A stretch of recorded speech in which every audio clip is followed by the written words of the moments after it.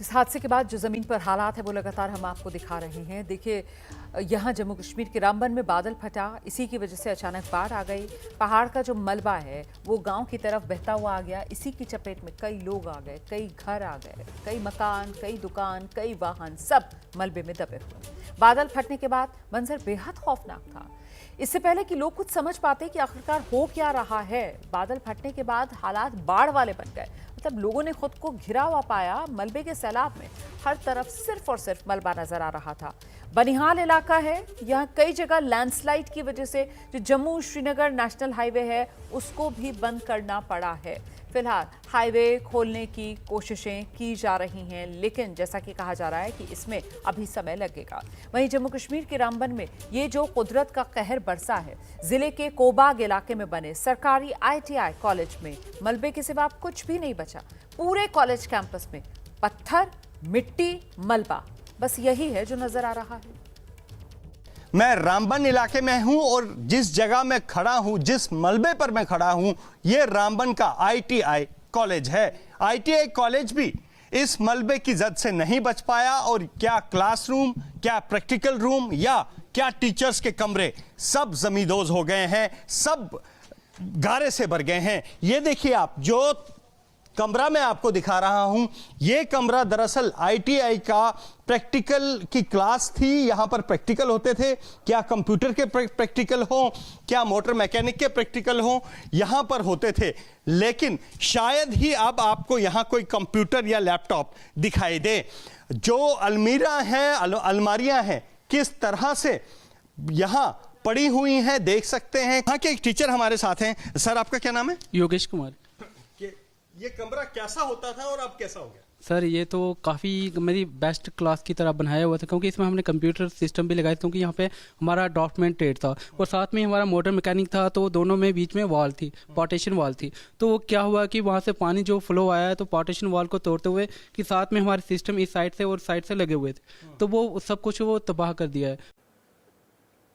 तो रामबन जिले में रविवार को बरसी आसमानी आफत ने सबसे ज्यादा कोहराम जो है वो यहाँ का जो कोहेबाग इलाका है वही मचाया है। यहाँ मलबे की चपेट में दर्जनों घर आ गए हैं, जिसके बाद अब लोग मलबे से अपने बचे कुचे सामान को समेटने की कोशिशें करते नजर आ रहे हैं।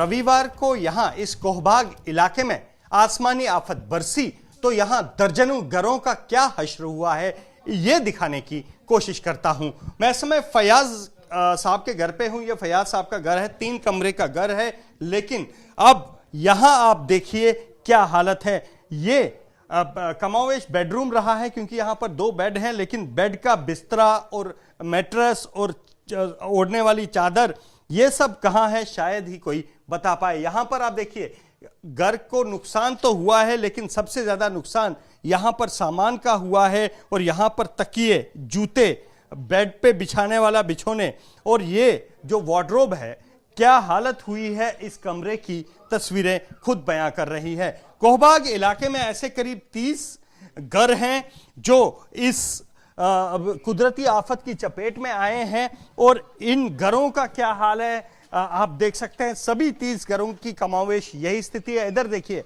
इस कमरे में गारा और मिट्टी अभी तक पड़ी हुई है और यहां अभी तक सफाई भी नहीं की गई है। बिजली का आलम यह है कि बिजली अभी पूरे रामबन में नहीं आई है और इस कमरे में अगर मैं देख पाऊं तो यहां पर अंदर जाने की जगह नहीं है, क्योंकि यहां पर पूरा जो कमरा है वो गारे से भरा हुआ है। क्या हालत है यहां पर ये देखिए। और ऐसे करीब 30 घर यहां पर हैं। बच्चों को किस तरह निकाला? बच्चे बड़े हैं, बड़े बच्चे। जी। अच्छा, हाँ। दूसरा सर, जब ये आप यहाँ काफी देर से रहे हैं, इस तरह की कुदरती आफत आपने कभी देखी? ना। आपको कभी लगा आप कुछ नहीं बचेगा? ना। कल जब आपने ना, हमने खत्म हो गई दुनिया, कुछ नहीं है। हमने सिर्फ जान बचाने की कोशिश की, बाकी कुछ नहीं किया। कपड़े आप देख रहे हो कि पीछे से खिड़की तोड़ के पूरा मलबा यहाँ से बाहर। खिड़की तो दिख ही नहीं रही है। खिड़की दिख ही नहीं रही है। आप देख रहे हैं पीछे मकान के पीछे देखो, पूरा इधर से लेकर तक पूरा भरा हुआ है। कमरे के अंदर से ये जो बात जितना मलबा ये सारा कमरे के अंदर से गया हुआ है। तो हमने यहाँ से बच्चे उठाए। मेरा एक बच्चा है, वो छोटा सा, हम रात को वो ऑटो लगाए, उस ऑटो में रात गुजारी। तो आपको कभी लगा कि अब नहीं बचेंगे आप? नहीं सर, बिल्कुल लगा ही नहीं कि ये पूरा मतलब कि पहाड़ी टूट के आ गया। इतना मलबा और इतना पानी चल रहा था। तो बुजुर्ग थे, मैं माता जी को देख रहा हूँ। बुजुर्ग थे, ये बुजुर्ग बैठी है, इनको देखो ये है चल नहीं सकती है। और इनको कुछ बच्चों ने इनको उठाया, वो छोटी गाड़ी लगी आगे, उस गाड़ी में बिठाया, तो रात भर उस गाड़ी में रहे, कुछ रहे इस आटू में, या ये त्रिपाल डाल के ऊपर इसमें हमने रात को गुजारा किया है। यहाँ कोई सुनता ही नहीं है। तो यहाँ जो भी आता है बारों बार निकल जाता है। तो कल आया, पता नहीं कौन आया, उसने बस यहाँ से बस देखा शेखा, हाँ जी करो जी, चले गए आगे। यहाँ कोई सुनने वाला ही नहीं है। अभी तक तो कोई आया ही नहीं। 30-35 घर है, सबका यही हाल है? यही हाल है सर, यही हाल है सबका, यही हाल है। अब सवाल ये भी है कि आगे क्या किया जाए? सर वो आप प्रशासन ने सोचना हमारे बारे में, क्या करेंगे, क्या कहाँ रखेंगे, कैसे जाएंगे, कहाँ गुजारा होगा हमारा। रामबन का ये कोहबाग इलाका और यहाँ की तस्वीरें देखकर किसी की भी रूह कांप जाएगी। अपने आशियाने को बिखरता देख यहाँ के लोगों की आंखों में सिर्फ और सिर्फ आंसू हैं। इस इलाके में जिस तरह से मलबा आया, रुबीना यहाँ रह रहे दर्जनों परिवारों की तरह ही अपनी जान बचाने के अलावा कुछ नहीं और बचा पाई।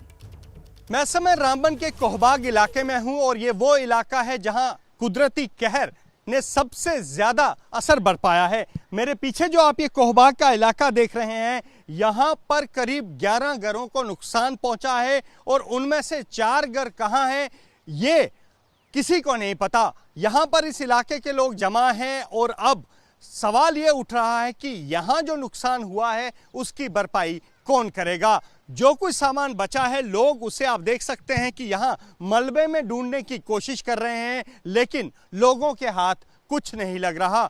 11 घर यहाँ बने थे, जिनमें से आधे तो पूरी तरह जमीन में समा गए हैं, जबकि 4 घरों का अभी कोई पता नहीं है। यहाँ पर आप देख सकते हैं पूरी बस्ती जमा है और गुस्सा प्रशासन से भी है, क्योंकि आरोप ये लग रहे हैं कि प्रशासन ने इनकी मदद नहीं की। एक महिला काफी समय से यहाँ रो रही हैं, शायद उनका घर को भी नुकसान हुआ है। मैडम, आपका नाम क्या है? मेरा नाम रुबीना। रुबीना, आप काफी समय से रो रही हैं, क्या किस बात का सबसे ज्यादा आपको दुख है? देखो, हमारा पूरा मकान ही डूब गए। हम यहाँ 10-12 घर थे, सब के सब डूब गए। हमारे कोई चप्पल, कोई कपड़े तक नहीं बचे। हम क्या करेंगे अब? कहाँ जाएंगे, कैसे रहेंगे? चलो कहीं किराए पे कमरा लेंगे, लेकिन जब सामान ही नहीं बचा है, मलबे से ढूंढ के बर्तन निकाल रहे हैं, क्या करेंगे, कैसे, समझ ही नहीं आ रही है। बिल्कुल ज़मींदोज़ हो गया। मेरे साथ और 4 थे, वो भी ज़मींदोज़ हो गए। जो बाकी 6 बचे हैं उनका भी कुछ नहीं रहा है, किसी का कुछ नहीं बचा। कोई आया? कोई नहीं आया सर। यहाँ आए, हमें कहा गया कि कम्युनिटी हॉल में बैठो। अगर हम कम्युनिटी हॉल में बैठेंगे तो हमारे जो माल मवेशी है, गाय हैं, उनको कहाँ रखें हम? बचने की कोई उम्मीद नहीं थी। छोटा बच्चा 6 साल की बच्ची गोद में थी और बचने की कोई उम्मीद नहीं थी हमें कि हम बच पाएंगे। तो जम्मू कश्मीर के रामबन में भूस्खलन की घटना जो हुई है, इस पर जम्मू कश्मीर के मुख्यमंत्री उमर अब्दुल्ला ने लोगों को भरोसा दिया है कि उनकी हर संभव मदद की जाएगी और साथ ही अधिकारियों को निर्देश दिए हैं जरूरी चीजों के बेवजह दाम बढ़ाने वालों के खिलाफ कार्रवाई की जाए। वहीं नेशनल कॉन्फ्रेंस के अध्यक्ष फारूक अब्दुल्ला, उन्होंने भी इस आपदा पर दुख जताया है। बहुत बड़ा डिजास्टर है। वहाँ नाले जो है उनको ठीक करना पड़ेगा कि वो पानी जो है वो सीधा आ जाए, वो उन जगहों पर नहीं जाए और इनको दूसरी जगह बसाना पड़ेगा। वो बहुत जरूरी है, क्योंकि अब वहाँ बस नहीं सकते हैं, वो सारा पहाड़ नीचे आ गया है। इससे उसकी तरफ भी हमें ध्यान देना। अब देखिए, national highway has been affected. अगर आज ट्रेन होती तो लोग बच सकते थे, ट्रेन से जा सकते थे, मगर अफसोस मौसम इतना खराब था, वज़ीर आज़म आ नहीं सके। रामबन के जो रिपोर्ट्स आ रहे हैं, वहाँ वाकई कुछ इलाकों में हालत बहुत ख़राब है। हाईवे के रेस्टोरेशन के साथ साथ जो रेजिडेंशियल एरियाज़ इन पस्सियों में जो हैं बह गए हैं, उनको हम किसी तरह जो है रिस्टोर करें। रिलीफ जो है उसका इंतज़ाम किया जा रहा है और मरकज़ से कोशिश से बात की जा रही है कि नेशनल डिज़ास्टर फोर्स जो है उनको भी वहाँ पे मौके पे भेजा गया है। प्राइम मिनिस्टर्स रिलीफ फ़ंड और बाकी रिलीफ फ़ंड्स को भी टैप किया जाएगा ताकि जहाँ जहाँ नुकसान हुआ है उस नुकसान का मुआवजा जो है लोगों को मिले।